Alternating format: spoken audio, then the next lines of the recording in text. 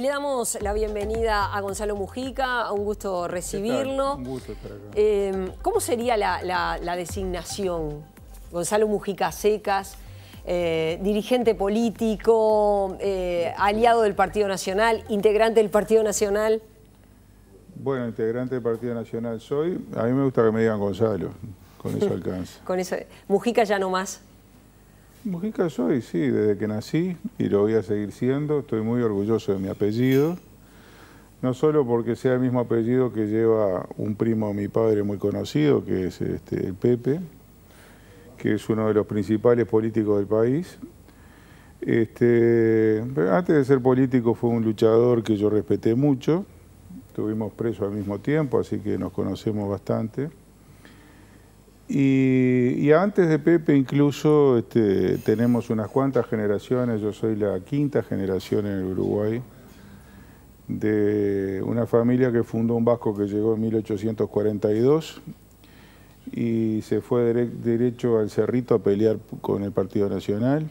Y el papá de Pepe también estuvo en las revoluciones, así que hemos estado siempre metidos en la vida nacional, haciendo lo que creemos que tenemos que hacer en cada momento. Ahora, en el imaginario colectivo, ese apellido, su propia militancia, sí, su cárcel, su historia dentro de la izquierda uruguaya, de alguna manera condicionan una mirada a la hora de analizar esa decisión, que me imagino no debe haber sido nada sencilla, de decir, bueno, en este momento defino irme a apoyar al Partido Nacional.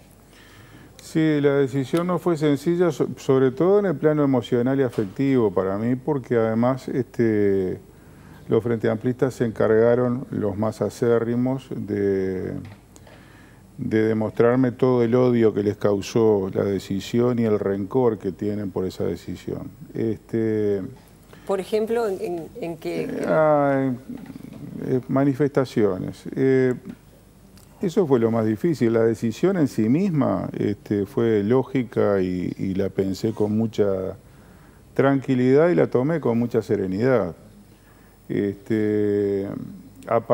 primer lugar, a partir de la cercanía ideológica entre todas las propuestas políticas que hay en el sistema político actual. A mí me hace gracia porque a veces me preguntan ¿cómo es que usted estaba en tal lado y ahora va a la otra punta? Yo les digo, pero entre una punta y la otra, ¿cuántos centímetros quedan? Deme un tema donde haya discrepancias ideológicas entre la izquierda y la derecha en este país. Uno. Era un tema de conversación con Gerardo Caetano la pasada semana en lo que refería a qué significaba ser ballista y herrerista. Hay una visión de cuál debe ser el papel del Estado que puede tener la izquierda, que uno dice, bueno, desde el herrerismo no es la que históricamente se marcó. La tenemos todos. Yo el acuerdo programático que hice, que fue la base del acuerdo político, un documento que yo emití, que le mandé a todos los partidos de la oposición, 25 dirigentes, y que fue el que Luis contestó, con el cual se comprometió públicamente. ¿Le contestaron todos o...? En privado muchos. Luis fue el que dijo públicamente la propuesta es buena, yo la comparto en un 99,9% y a partir de ahí hicimos el acuerdo, luego que se pusieron en contacto los técnicos y afinaron la propuesta. Y ese acuerdo programático, que es la base del acuerdo político, en el tema de las empresas públicas, que es uno de los temas donde siempre hubo grandes discrepancias, lo que dice es que hay que profesionalizar la gestión de las empresas públicas. Entonces yo me pregunto cuál es la distancia ideológica que hay entre lo que piensa Luis Lacalle y lo que piensa Tabaré Vázquez, o lo que piensa el Pepe Mujica, que fue presidente de la República y no avanzó ni un tranco de pollo, para usar sus propios términos, en un proceso de estatización de actividades productivas. Quizás son énfasis, quizás son criterios. Es evidente que el país tiene un conjunto de problemas, que es la seguridad, que es la educación, que hay problemas en la economía, pero a la vez también uno se pregunta cómo se ponen los énfasis. Es decir, cómo se resuelven los problemas, que eso en definitiva me parece que es lo que todo ciudadano mira. Claro, todos reconocemos los problemas, el problema es si uno pone el énfasis que lo que hay que hacer es resolver el déficit de la caja militar o se concentra en la puerta del Mides y manifiesta porque está desconforme con los planes sociales que se le da a los pobres. Es decir, creo que ahí hay énfasis diferentes, o cuando usted tiene consejo de salarios o no los tiene, o cuando usted considera que hay que flexibilizar, hay que ir a una reforma laboral, o cuando considera que hay que fortalecer la negociación colectiva. No es lo mismo. Yo quisiera saber cuáles son las diferencias. A ver, en los temas de los planes sociales del Mides, estamos todos de acuerdo en que hay que mantenerlos, ¿no es cierto? Nadie ha dicho lo contrario, más bien se ha enfatizado que sí. En los temas de la caja militar, todos estamos de acuerdo en que hay que mejorar los números. No estamos de acuerdo en el camino que eligió el gobierno de empezar por un impuesto demagógico y antimilitar, atizando los peores fantasmas de la izquierda, los que hoy sostiene la izquierda que no luchó, pero que lo tiene como un tótem del antimilitarismo. Y en los demás temas, usted me dijo los consejos de salario, hace ya más de 2 años que todos los partidos se han comprometido a sostener los consejos de salario en los próximos periodos si les toca gobernar. Con respecto al tema de la flexibilización laboral, yo lo que planteé, lo acabo de escuchar en la Plaza 1 de Mayo, dicho por el Boca Andrade. Yo lo que planteo en el documento es que los aportes patronales tienen que estar vinculados al poderío de las empresas, porque el costo laboral que se pacta en los acuerdos salariales lo pacta el sindicato nacional con la empresa más grande de su sector. Y eso termina siendo un elemento de competencia desleal de la empresa más grande con las más chicas de su sector. Y sobre esto le pueden preguntar a Richard Reed, que sabe mucho en la bebida de este tema. Le preguntamos. Entonces, y eso es todo lo que está en el acuerdo.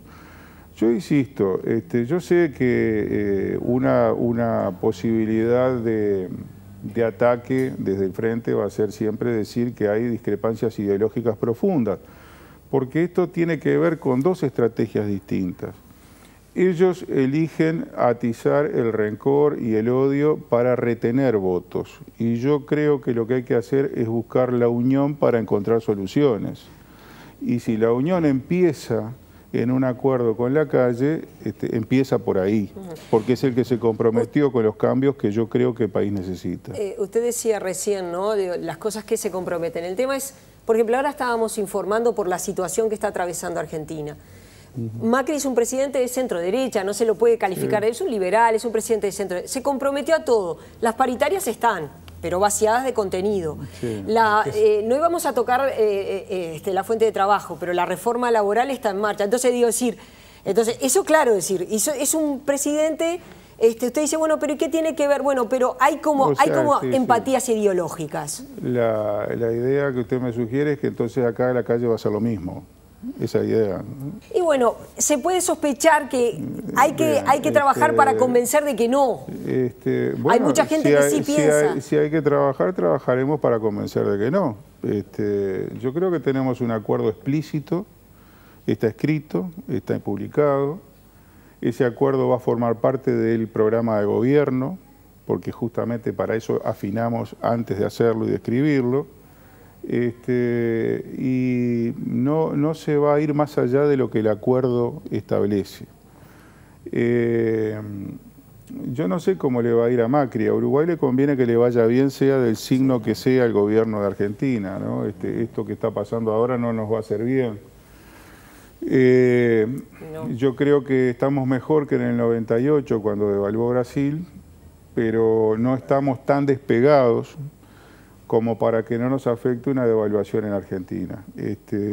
Así que habrá que tomar muchas precauciones, hay que cuidar la economía, la tenemos que cuidar entre todos, no es una labor solo de Astori. Lamentablemente, yo creo que el gobierno cometió un error muy grave pensando en las elecciones, que fue volver a poner esta rendición de cuentas como una rendición donde se iba a discutir el gasto. Cosa que hizo Tabaré desde París cuando se enteró que yo entregaba la banca, porque supuso que tenía los votos para aumentar el gasto.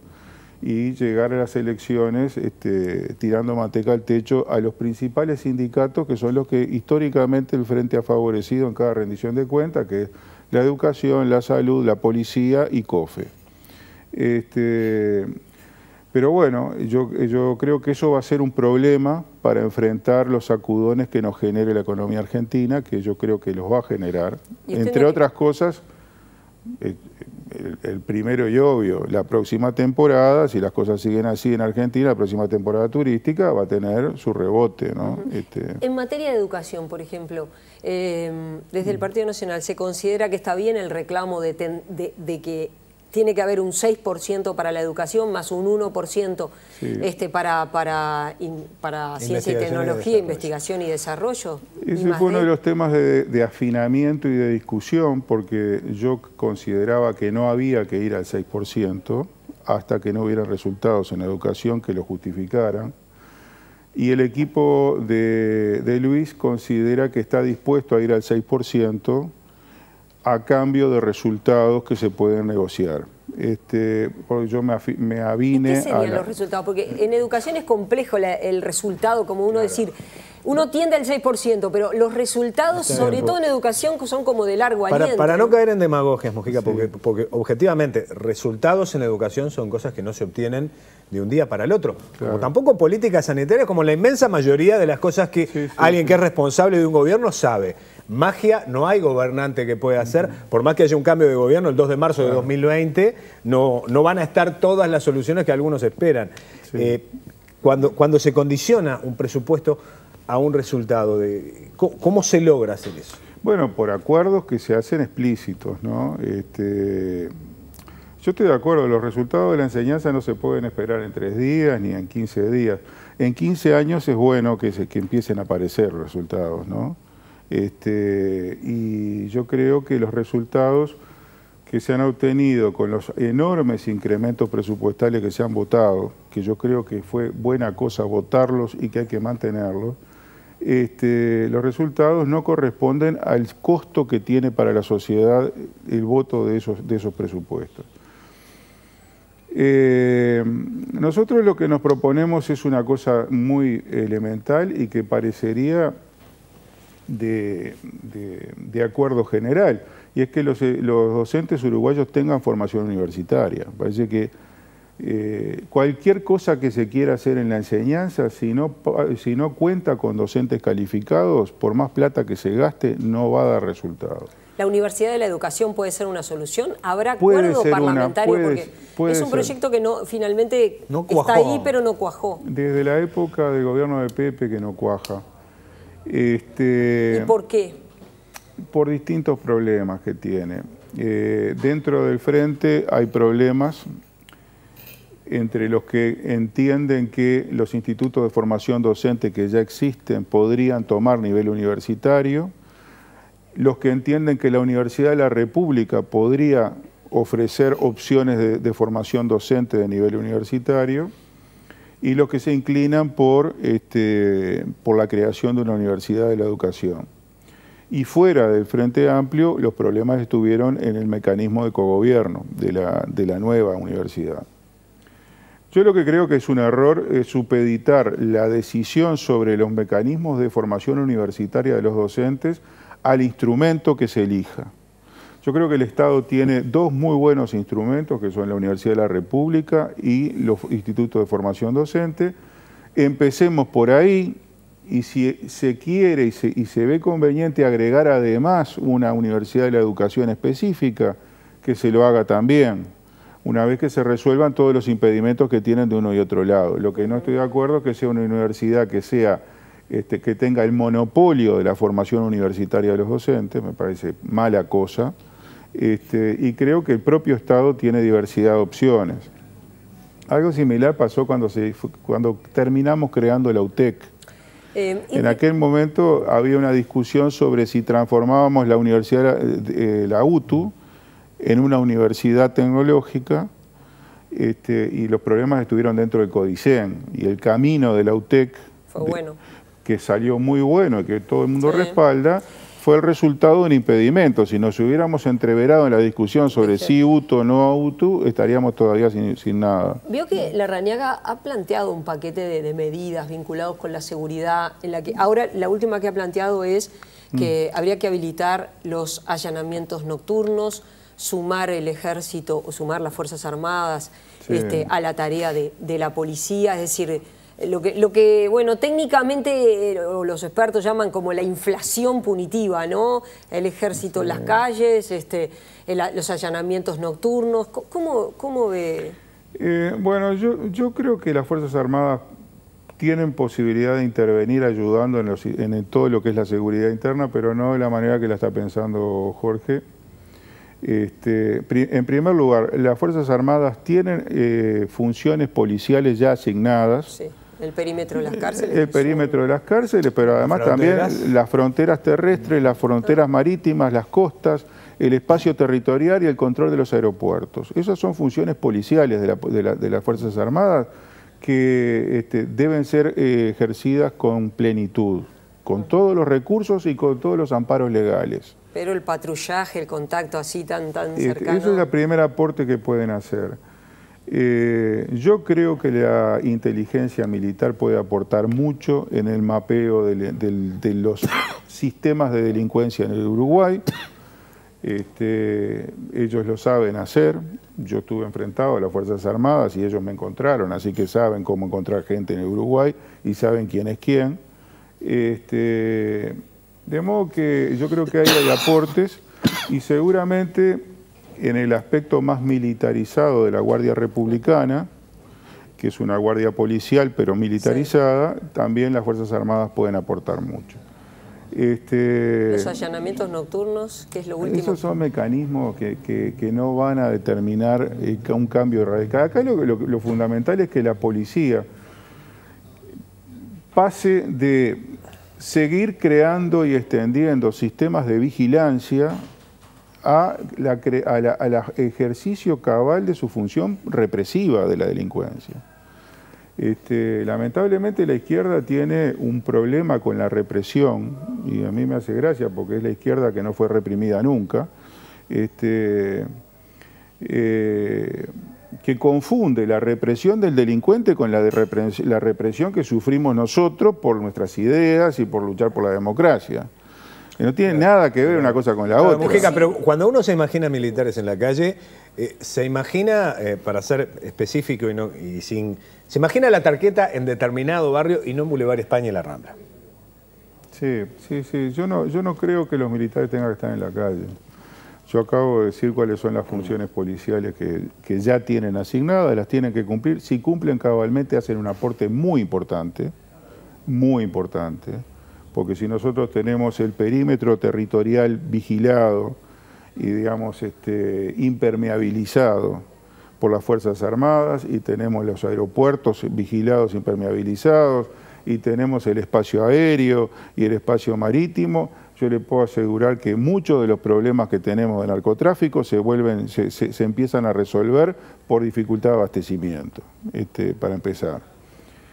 Si además tenemos un aporte de la inteligencia militar en lo que es lo que yo llamo el mapeo de la delincuencia, yo creo que vamos a tener mucho más conocimiento de a qué nos enfrentamos.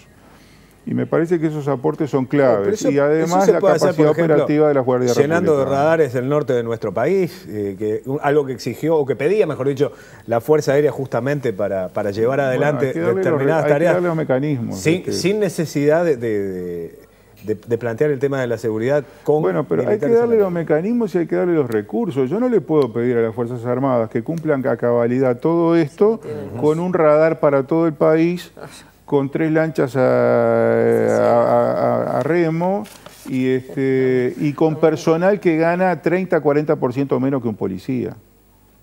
¿Correcto? Entonces, Gonzalo Mujica, gracias por haber venido y volvemos a conversar en cualquier momento. Esto recién empieza. Sí.